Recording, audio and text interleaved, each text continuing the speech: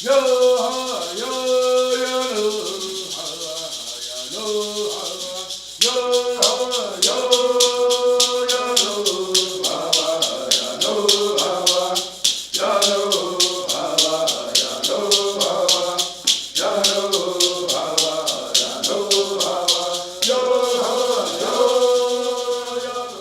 Tuscarora Corn Husking Bee is an event that has been around all my life.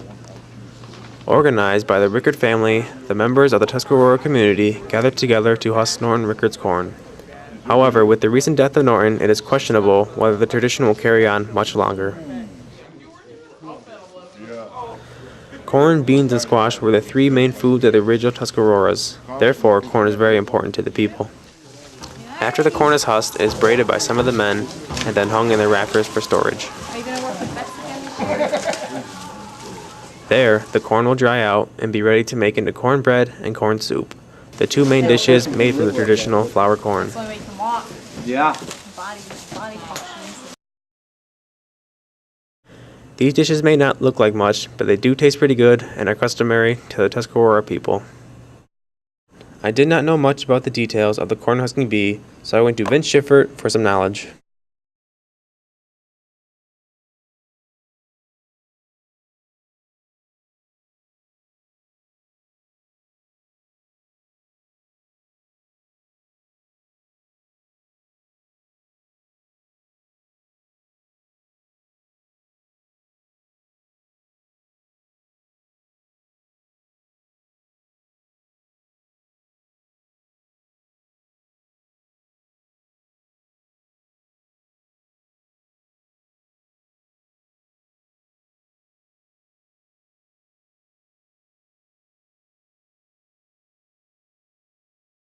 This is a flour corn, and it's the Tuscarora we brought back with us from North Carolina when we moved back up here.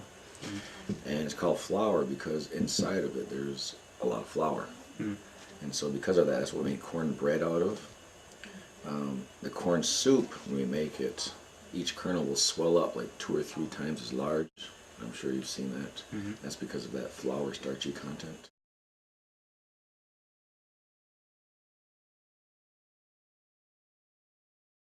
And that is a variety of corn that's very hard, like flint, and inside there's very little flour whatsoever. Used mostly now in ceremonies for soups, and when you make soup out of this, it's pounded up, and the chunks of corn will never expand. That's just whatever size they are when they go in, it's the same size they'll be, whereas the flour corn will swell 2 or 3 times bigger. Yeah, that was just an old traditional way of storing it, going back to the days of the longhouse. You'd hang it up in the rafters above your head. One, it needs to dry. You know, when you first pick it, it's still got a lot of moisture content in there. And so you're trying to let it dry in an airy area so that it can be used. You can't use it right away. It's got to, all the moisture inside's got to evaporate. Secondly, it's up in the air. You know, animals can't get to it, right? And, inside a barn or longhouse, it's protected from the elements. Don't get rained or snowed on. Right.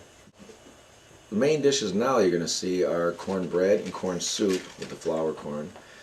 There's still another soup called roast corn soup, and that's not as common as the regular corn soup, but the roast corn soup is done when the corn is still not fully dry yet.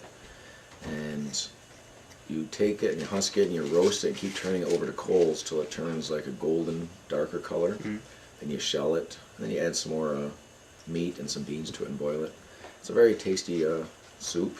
You can still get that, but it's getting a little bit rare. Who makes that out here? Marlene will make it, and I'm not sure if anybody else makes it on a regular basis. Yeah. Norton's wife or widow, makes a lot of that for different folks who need it. But when you look at some of the older recipes, there's been a couple of guys that have, in the early 1900s, that wrote books on corn and Iroquois foods, and there's probably 30, 40 recipes based on corn, beans, and squash, and different combinations thereof.